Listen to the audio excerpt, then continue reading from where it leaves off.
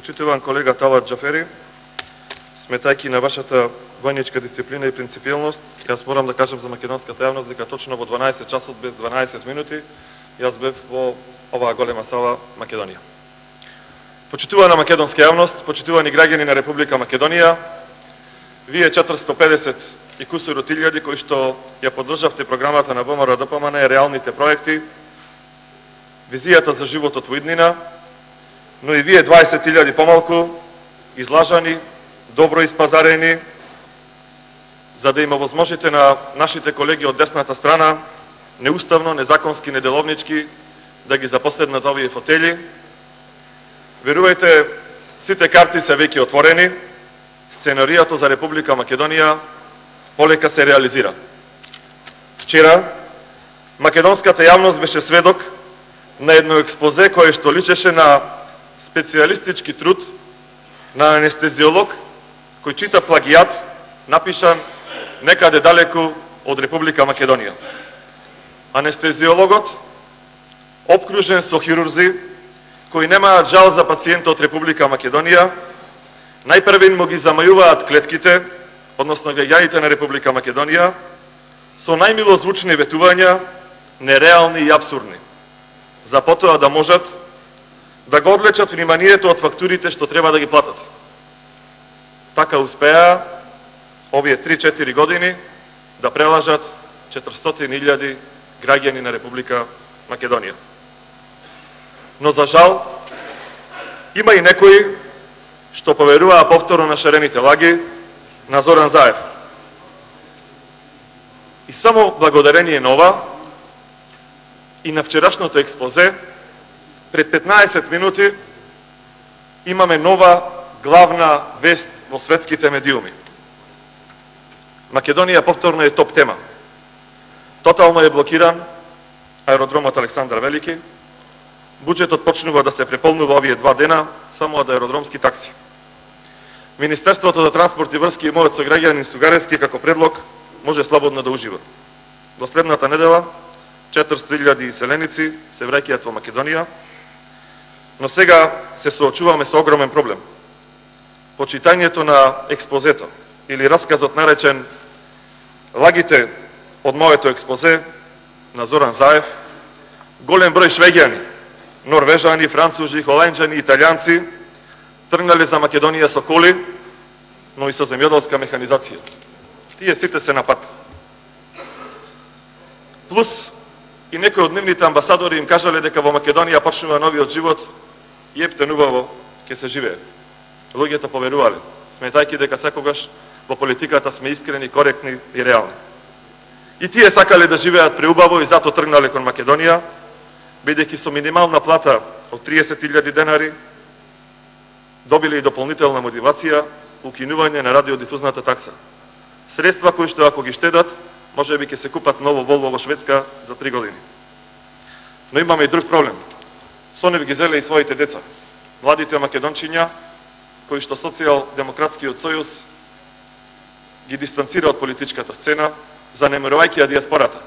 Тие па сакале да дојдат заедно со своите родители, бидејќи разбрале дека во Македонија се укинува екстерното тестирање, единствена земја во Европската Унија, и сватиле и научиле дека Република Македонија полека станува земја во која што знаењето не се цени.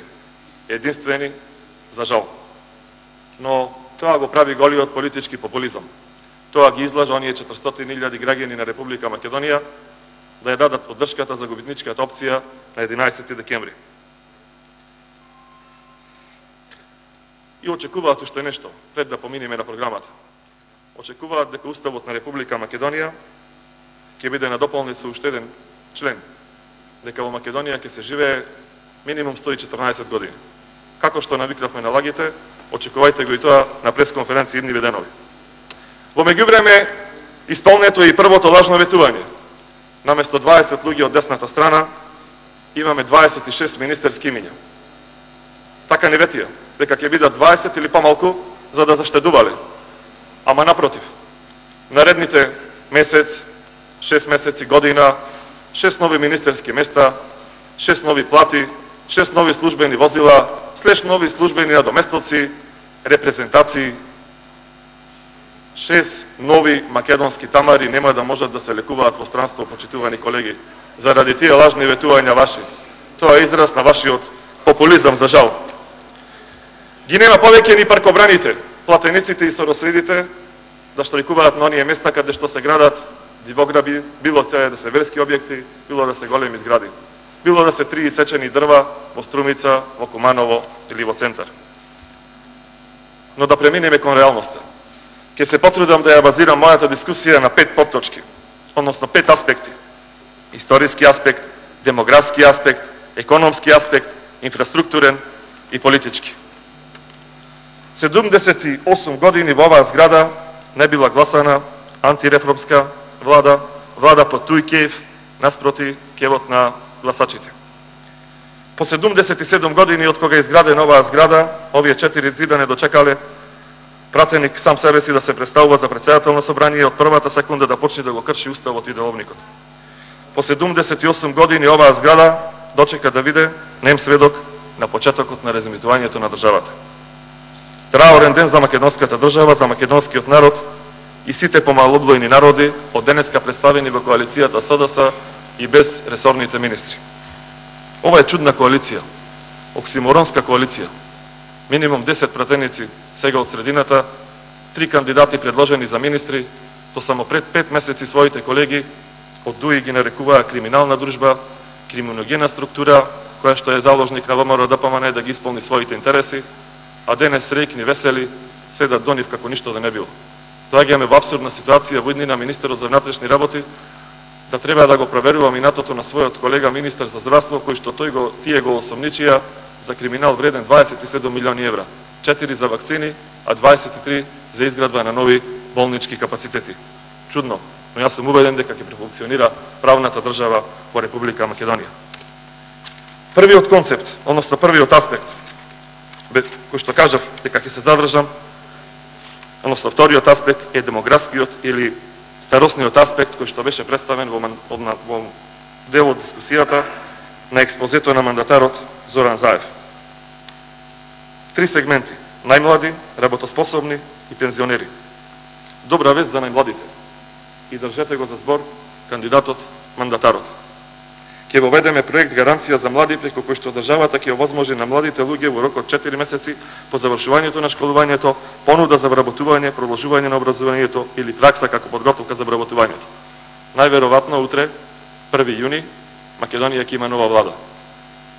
Очекувам на 1 октомври сите средношколци кои што немаат средства да го продолжат своето образование да му се јават на Стефан Богоев и да му побараат работување. Тоа значи дека од 1 октомври во Република Македонија нема да има невработен средношколец, невработен студент. Држете ги за збор, брзо ќе поминат 120 дена. И со тоа Република Македонија во перспектива ќе биде земја која што на нула ја сведила невработеноста. Ова е дел од експозето кое што останува за век и веков во ова собрание на Република Македонија. Држете го за збор, тука е Стефан Богоев, борецот за правата на студентите, борецот за правата на средношколците, сите средношколци што ќе завршат да го бараат за да се бидат работени од 2 октомври па натаму. А што направи ВМРО ДПМН за најмладите, самите се знаат, 100 пати сме набројували од овдека. За работоспособните нема ни лага, нема ни збор, нема ни ветување. Ниту за нови работни места, ние отворивме 165.000, ниту за нови странски инвестиции, ниту за нови технолошко-индустријски развојни зони. Јас треба на моите плепчани да ми објаснам дека Самке Ибраимовски треба да ја помни технолошко-индустријската развојна зона во Алинци. Дека покрај 3 странски инвестиции кои што возможуваат работување на 3000 плепчани, треба да очекуваме наспроти Веле Самак, Джери Наумов, Бил Павлевски, Самке Ибраимовски да донеси странски инвестиции во Прилеп или дел од другите министри без ресор. Чудно, но дај Боже да биде така. Пензионерите, заборавени. Спомнати само со една реченица. Пензиите ќе се усогласуваат и според трошоците за живот. Ова е добра најава доколку му текне на некој да утврди дека трошоците за живот се големи, не сега 8%, пензиите да бидат намалени и за 16%.